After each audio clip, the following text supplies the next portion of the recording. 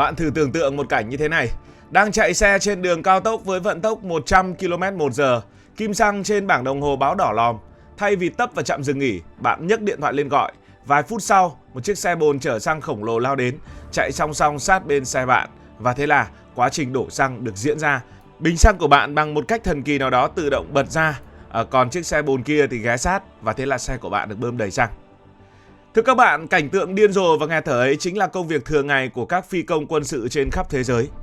Chỉ có điều, họ không làm việc đó ở vận tốc 100 km/h trên mặt đất. Họ làm điều đó ở vận tốc 800 km/h trên độ cao 10.000 m giữa không trung bao la, đôi khi là giữa những cơn giông bão, thậm chí là trong đêm tối mịt mùng không có một ánh đèn. Đó chính là nghệ thuật tiếp nhiên liệu trên không, một trong những kỹ thuật đỉnh cao, phức tạp và nguy hiểm bậc nhất trong lịch sử hàng không quân sự. Để hiểu cặn kẽ xem họ làm cái trò xiếc đó bằng cách nào, trước tiên chúng ta phải giải quyết một câu hỏi rất thực tế. Tại sao phải khổ như vậy? Tại sao không nạp đầy bình xăng từ dưới đất rồi bay lên một mạch đi đến đích, hết xăng quay về hạ cánh? Tội gì phải bày ra cái trò vờn nhau trên trời cho rủi ro? Chuyện là thế này, nó liên quan đến một bài toán đau đầu muôn thuở của ngành hàng không, bài toán giữa xăng và tải trọng. Mọi chiếc máy bay trên đời đều có một giới hạn gọi là trọng lượng cất cánh tối đa. Bạn cứ hình dung nó giống như sức vác của một người. Một chiếc tiêm kích phản lực muốn mang được nhiều bom mìn, tên lửa hạng nặng để tăng hỏa lực chiến đấu thì sẽ trở nên vô cùng nặng nề. Mà khi đã nặng, nó lại còn phải mang thêm một bụng đầy ắp nhiên liệu thì cái máy bay đó sẽ không thể nào cất cánh nổi khỏi đường băng, đặc biệt là những đường băng siêu ngắn trên các tàu sân bay. Vì thế người ta buộc phải sử dụng một chiêu bài khôn ngoan.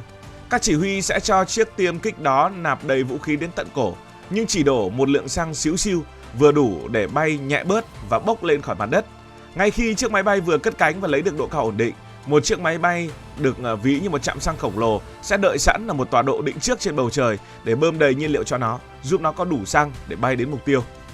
Ngoài ra, việc tiếp xăng dầu trên không còn giúp những chiếc máy bay ném bom chiến lược khổng lồ có thể cất cánh từ nước Mỹ, bay qua nửa vòng trái đất, thả bom rồi quay về mà không cần phải xin phép hạ cánh nhờ bất kỳ quốc gia nào. Nôm na là nhờ có tiếp xăng tiếp dầu trên không, tầm hoạt động của máy bay quân sự là vô hạn, miễn là có sức chịu đựng của phi công. Hiểu được cái lý do sinh tử đó, bây giờ hãy cùng xem người ta bơm xăng trên trời bằng những phương pháp nào. Trải qua hơn một thế kỷ phát triển từ những năm 1920 với trò buộc can xăng vào dây thừng rồi ném cho nhau, đến nay thế giới đã sử dụng hai hệ thống tiếp xăng dầu chính, mang hai phong cách hoàn toàn trái ngược nhau. Phương pháp đầu tiên được gọi là cần cứng. Đây là đặc sản của không quân Mỹ, chuyên dùng để bơm siêu tốc cho những con quái vật ném bom khổng lồ. Hệ thống này nôm na là một cái ống kim loại to tướng thò ra từ đuôi của máy bay tiếp dầu.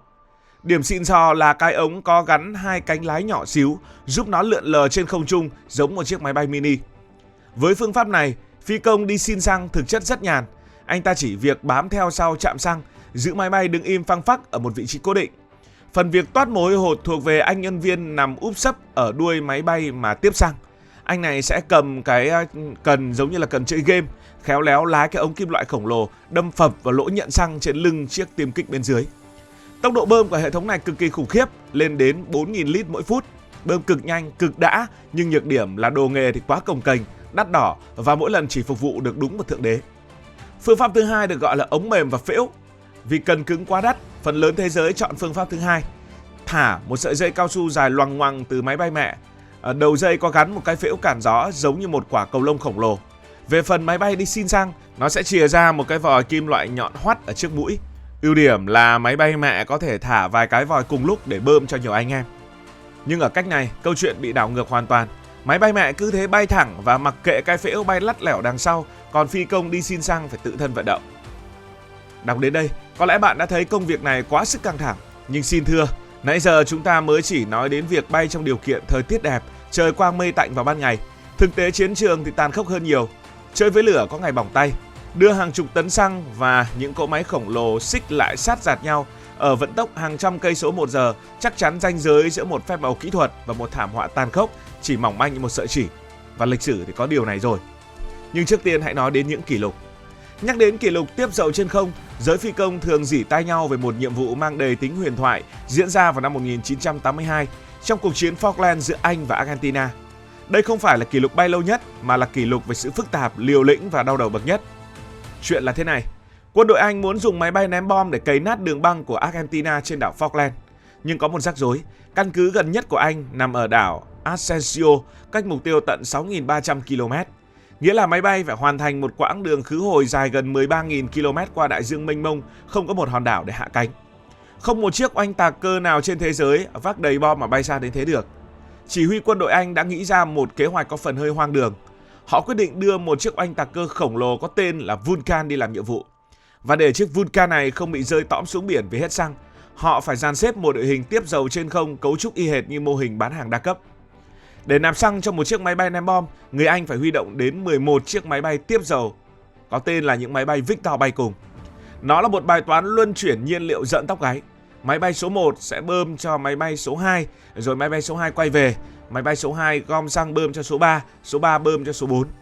Cứ thế đám máy bay tiếp dầu tự bú mớm cho nhau trên không trung để duy trì đội hình, nhằm mục đích duy nhất là để chiếc máy bay tiếp dầu cuối cùng mang được đầy bụng xăng đến đúng tọa độ sát với mục tiêu nhất và bơm trọn vẹn bình xăng đó cho chiếc máy bay ném bom Vulcan.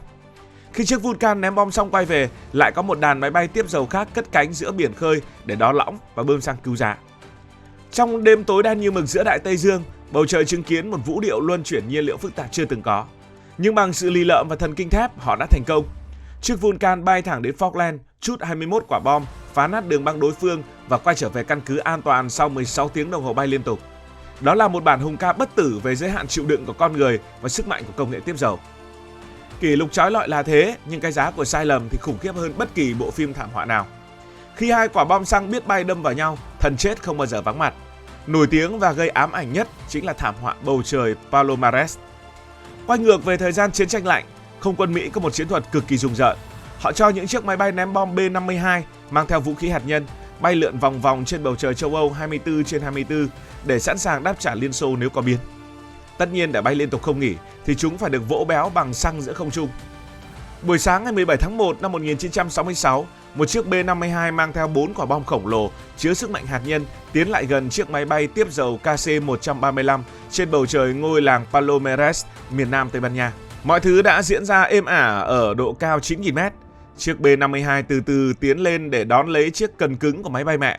Nhưng hôm đó, dường như có thao tác nóng vội, chiếc oanh tạc cơ đã bay vào vị trí với tốc độ hơi nhanh. Chỉ 1/10 giây lơ đễnh, chiếc B-52 đã trượt mạnh lên phía trên. Phần gầm của nó tông thẳng vào chiếc cần đang tiếp dầu thò ra. Cú đâm ở vận tốc 900 km/h đã làm đứt toạc chiếc vòi dẫn bằng kim loại. Xăng bị nén với áp lực cao lập tức phụt ra xối xả như một con đập bị vỡ, trùm kín phần lưng của B-52. Lực ma sát, kim loại cọ sát và những tia lửa điện đã kích nổ toàn bộ lượng xăng khổng lồ đó ngay lập tức. Một quả cầu lửa chói lòa đã nuốt trọn cả hai con quái vật kim loại khổng lồ ngay giữa lưng chừng trời. Chiếc máy bay tiếp dầu KC-135 nổ tung thành hàng ngàn mảnh vỡ vụn. Không một ai trong phi hành đoàn 4 người có cơ hội sống sót. Ở phía dưới, chiếc B-52 gãy gập làm đôi và bắt đầu rơi tự do. 4 phi công trên chiếc ném bom may mắn bung dù thoát nạn, nhưng điều tồi tệ nhất, cơn ác mộng đen tối nhất của nước Mỹ đã xảy ra. 4 quả bom hạt nhân văng khỏi bụng máy bay và rơi thẳng xuống khu vực dân cư bên dưới. Thế giới nín thở. Rất may mắn các cơ chế khóa an toàn chưa được kích hoạt nên không có một vụ nổ hạt nhân tận thế nào xóa sổ Tây Ban Nha. Những lượng thuốc nổ thông thường trong hai quả bom đã bị kích nổ khi va chạm với mặt đất. Vụ nổ đã xé toạc lớp vỏ quả bom, làm rò rỉ, phát tán bụi phóng xạ, độc hại khắp một vùng rộng lớn của làng Palomares. Nước Mỹ đã phải mở một chiến dịch dọn dẹp quy mô chưa từng có. Họ cạo tung hàng ngàn tấn đất bị nhiễm xạ mang về Mỹ chôn cất, bồi thường khổng lồ cho người dân và điều động cả hạm đội tàu ngầm rà soát đáy biển ròng rã hàng tháng trời mới vớt được quả bom thứ tư rơi xuống biển. Vụ tai nạn này đã đặt dấu chấm hết cho chương trình bay tuần tra mang bom hạt nhân của Mỹ mãi mãi. Có thể thấy, nghệ thuật tiếp xăng, tiếp dầu ở trên không không chỉ là đỉnh cao của kỹ thuật hàng không, nó còn là đỉnh cao của sự can đảm, thần kinh thép và bản lĩnh con người. Lần tới nếu bạn có đang lái xe trên đường và phải bực mình vì tốn 10 phút tấp vào trạm xăng để chờ đợi, hãy nhớ đến những anh chàng phi công điên rồ đang bay cách mặt đất hàng km. Họ đang vừa bay ở tốc độ ngang ngửa một viên đạn súng lục, vừa luồn lách qua những luồng không khí nhiễu động xé toạc máy bay, vừa cố gắng cắm một chiếc vòi và một chiếc lỗ để nạp hàng tấn xăng. Và họ làm điều đó với sự chính xác của một bác sĩ phẫu thuật. Thật sự là quá bá đạo. Cảm ơn vì đã quan tâm theo dõi câu chuyện này. Nếu cảm thấy thú vị, bạn có thể nhấn nút đăng ký kênh, bật chuông thông báo và chia sẻ. Còn giờ thì xin được nói lời chào, tạm biệt.